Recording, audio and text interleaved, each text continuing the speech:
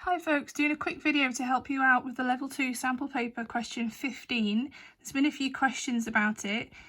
Doing this question in the first place is going to be very difficult to draw a graph if you don't have any graph paper. If you're able to print out, then that's great, but otherwise it's quite difficult. But I'm going to start it off for you just using some lined paper or just plain paper. You could even use the back of a junk letter as long as it was clear and it had some space.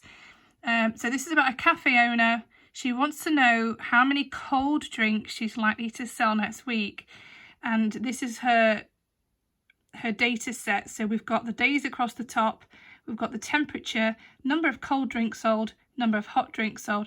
The hot drinks, forget it. You could, if you printed this out, you could literally just cross it out because she's only bothered in cold drinks.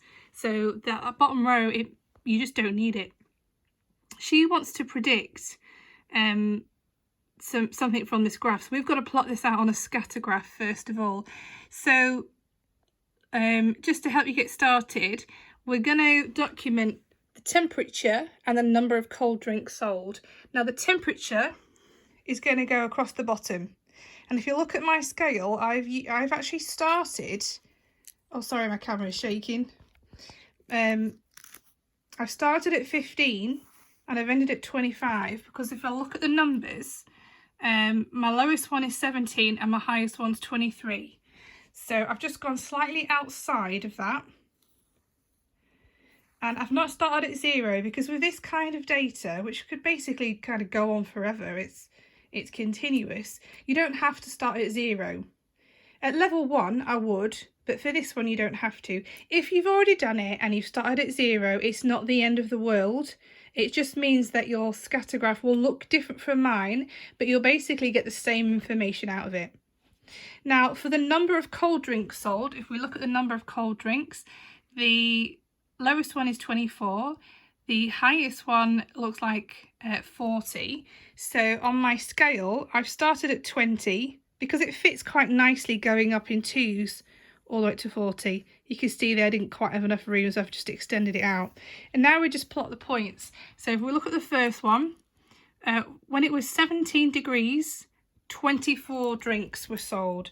So go across to 17 up to 24, and I'm just going to do, oh it's difficult on the phone, do a little plotted point, and then you continue and do the next one. So at 18 degrees 26 drinks were sold, and remember, ignore this bottom row because this person isn't bothered about hot drinks. Once you've done that, I'm just going to make them up. Making them up, you should find that they go upwards in this kind of relationship. Now on the next page of this question, she says the weather forecast will be 21 degrees Celsius. Oh, got out of focus. What can you tell the cafe owner about how many cold drinks they're likely to sell? So you're going to predict by looking at 21 and thinking whereabouts would it be and how many would we sell. Now the best thing to do is to draw a line of best fit. So we did this in class in the last week, if you were there, or was it the week before? Sorry, it might have been the week before. So everyone who was in class did it. We drew a straight line right through the middle of the data, but you want roughly this, the same number of points either side. Doesn't matter if you go through any, and it doesn't have to go straight from the bottom. Yours might start here and go across that way, it's fine. And then using that line, I would go up to where it meets and I would go and predict what it is on the left hand side. Hopefully that helps with that question. Anything else, let me know.